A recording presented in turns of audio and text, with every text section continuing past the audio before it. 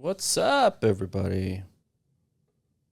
Welcome to Weight Loss Wednesdays. And just making sure everything is recording properly. I think it takes a minute to invite some people.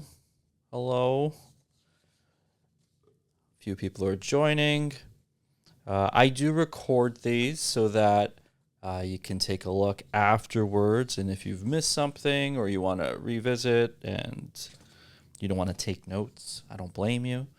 But today I'm talking about my two go-to diets. And there are a lot of diets that I think are useful and beneficial. And to me, a diet is a tool. So I don't think of food as just a benign, what's up, doc?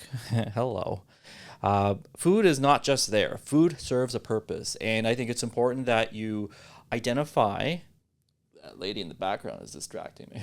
I'm going to cover them up a little bit. So our diets are meant to serve a purpose. And even certain foods have different qualities and different traits. So depending on your general health, if you're recovering from something, the time of year, where you live, the foods that are available to you, they should be considered as a resource and used accordingly. Having said that, most people don't want to think that hard. They're like, just tell me what I should eat. Just make it simple, as easy as possible. So that's where diet number one comes in, and they're both available on my Instagram. The one I'm going to talk about right now is called, it's a modified Mediterranean diet, and it's from what's called First Line Therapy, created by Metagenics. And I did their programming years ago, and I thought it was an amazing program. And it really outlines different types of eating and styles of eating and categorizing foods in a different way than maybe you're used to. A lot of people, they kind of just break things down simply as like proteins, carbs, fat. Now, we know that not all carbs are made equally, and they're not all the same. A lot of vegetables are under the category of carbs, and then how do you correlate a starchy vegetable versus a non-starchy vegetable? That diet, that's available on my Instagram on the like one of the links in the profile. It does a great job. And I'm going to go through it. I'm going to outline what I think is beneficial, why it's useful, and why I give it practically to every patient. And this is what I consider like a maintenance diet. Anyone can just get started on it and already get benefits. They'll start losing weight. They will find that certain digestive symptoms get better. They will find that cravings start going away. In special cases, and I've been noticing more and more, I've been using it, is my second diet that I'm going to also go into, called the Eubiotic diet. That is available to download as a PDF on my story that I just posted on Instagram a few minutes ago. That one is more intense. I'm going to get to that shortly. But okay, first line therapy. What we're looking at is breakfast, lunch, dinner, protein at each meal. And I strongly encourage using eggs at breakfast. Having a high protein consumption at breakfast time as early as possible. Forget this intermittent fasting situation. High protein at breakfast makes you feel fuller longer throughout the day. You're not going to be craving food after dinner. Dinner, in theory, should be your last meal of the day. And in that way, I consider it a fast after dinner, because then you break your fast with breakfast in the morning as early as possible, as opposed to stretching it out to like noon or later, because some of you people are really gung-ho. They're like, I just eat within a 4-hour window. I'm like, don't do that. I hate that. Just hate it for many reasons. Blood sugar, adrenal exhaustion, and long-term weight gain are some of the consequences of that extreme intermittent fasting. But again, fasting is beneficial in certain targeted areas, but different topic.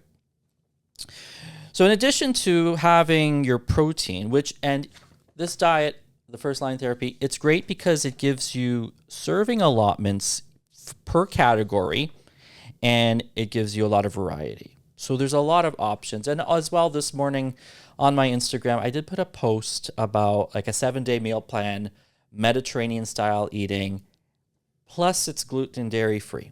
That's my little caveat that I like to, and that's why I like this PDF in particular, the first line therapy, because it is identifying a few areas of concern for me is caloric intake, the amount of carbohydrate or starch being consumed, and if there's a obvious food sensitivity, gluten or dairy, and typically they're both. So this diet kind of covers all those bases. When my patients start using this, it's not rapid weight loss, but it's sustained. And it's a sustainable type of metabolic change because your body is adjusting. And it's adjusting to less carbs coming in, a less of a reliance on starchy vegetables, a focus on not having like rice or potatoes or French fries or pasta take up the bulk of your plate. If anything, you're not having those things, or you're having a really, really small portion, one serving a day. What is emphasized is the protein and then the non-starchy vegetables. And there is an enormous list of them there that you'll be able to review. And you're looking at 5 servings of vegetables a day, which most people will say, I already do that. They're liars. Most people get 1 or 2 full servings. So, and it's a transition because you're going to have to get used to having more vegetables. It's not a bad thing. If you have like a really big mixed salad, you're probably already having 2 or 3 servings right there, like that lady is. Good example. Some people are getting used to having vegetables more often or preparing. Most of it is prep. Most of the time people are having issues. It's because they haven't meal prepped, or they're like, I don't like cooking, or I don't have time. Salad is a quick way to ensure that you're having a lot of dense, non-starchy vegetables.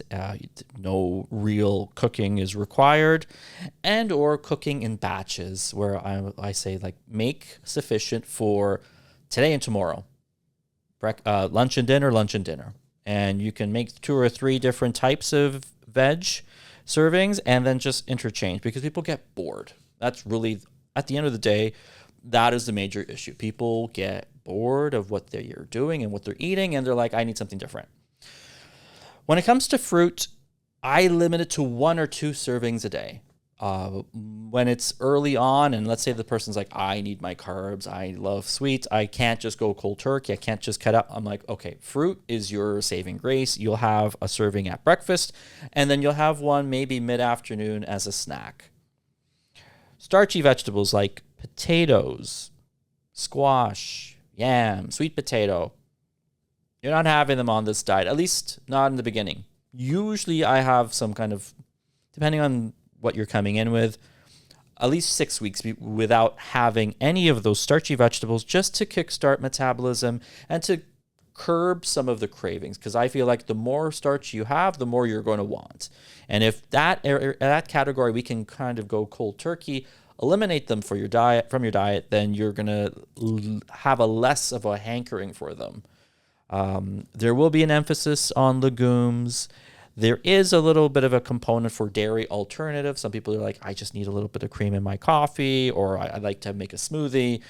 I encourage the dairy alternatives. So non-dairy, and that does not include lactose-free because that still is dairy. I also, just to clarify, I don't group eggs in with the category of dairy, even though many food guides do for some reason. That's garbage. We don't do that. Eggs are priceless. I also suggest using a protein powder. I feel like when you're trying to get your 1,500 calories, and if you're physically active, you need maybe a little bit more. And 1,500 calories is based on the average person. I would say if you're not sure of how many calories you should be consuming, and if you're near the clinic, please come in. We'll do your we'll do your body composition analysis. It will tell you exactly how many calories your body is looking to consume in a day. And it's based on your muscle mass, your body fat, all that. And then you will be able to tweak these numbers because everything is adjustable. And then you'll have an idea of like, okay, like this is what I'm gonna have for breakfast, lunch, and dinner. And then use that post that I made today, the 7-day meal plan, and it coincides nicely with this first line therapy. So that, again, is available as a link in my profile. And that's for the average person. For people that are coming in and they're like, I've tried every diet, nothing works, I'm frustrated, I've hit a wall, I have bad cravings, I've got hormonal issues, I can't get a break. What can you offer me? That's the eubiotic diet. The eubiotic diet is controversial in a sense because it's forcing you to eliminate certain foods for a short period of time. I usually say 7 to 14 days. If you do it longer than that, you're running the risk of getting really bored and really fed up and then having like a rebound where you're like, I just ate everything afterwards because I was so restrictive for too long. Restriction, I think, is good, but for a targeted period of time. The eubiotic premise is you're only eating foods that are going to cultivate good bacteria in your intestine. That's how it works. So you're not having fruit, but fruit's good for you. Yeah, I know. You're not having legumes. You're not having beans. You're not having any type of flour. None of it for the 7 to 14 days. Why? Because those have a high glycemic load, which will feed into the bacteria in your gut, which is changing your metabolism, how your body is breaking down carbohydrates, and is actually causing them to store it as fat much more at a much higher rate than you want. And for some people, their body is just like a magnet for carbs. I tell people a slice of bread for you is like a whole loaf for somebody else. That's just your genetics, your metabolism, your gut health. So this eubiotic diet is trying to entrain and change your gut biome. What can you eat? Brown rice. You're going to love and hate brown rice because you can have it about a half a cup at each meal because really it's the only simple carb that you're consuming. And what are you going to have with that? Protein and vegetables. It's boring, but I love it. Great results.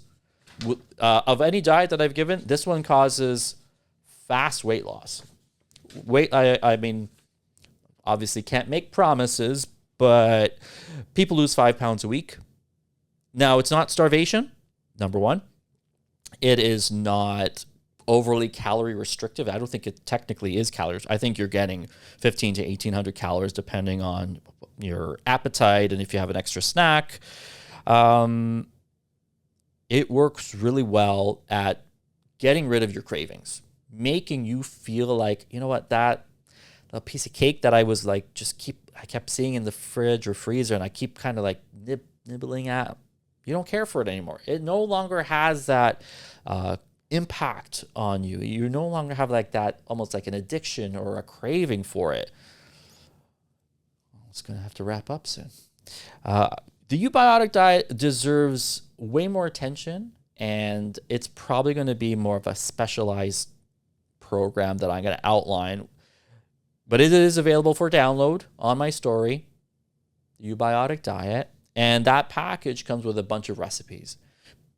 That's great because the diet is so restrictive in terms of what you can eat. They're like, I don't know, how many times can I have like a frittata? Okay, give me something else. So there's so many different recipes and ideas, and it just gives you sufficient so that you can make it through that 7 to 14 day window. And then what you do is that you migrate from the eubiotic, and then you just sort of slowly graduate into the first line therapy. So the two end up working together. Most people start on first line, but for those special cases, and you know who you are, I get you started on the eubiotic. I think that was a good crash course. I'll put more info during the week. Next week, I will be looking at the role of supplements in terms of weight loss. There's a few really, really good ones. Not the ones you typically think of in terms of like thermogenics, because I don't actually think that's useful or healthy for the average person. But in terms of blood sugar regulation, how your body's storing fat, how it's mobilizing fuel resources, and gut health overall, and maybe something for thyroid. Okay? Thank you to everyone who joined, and I'll be putting a recap up shortly. See ya.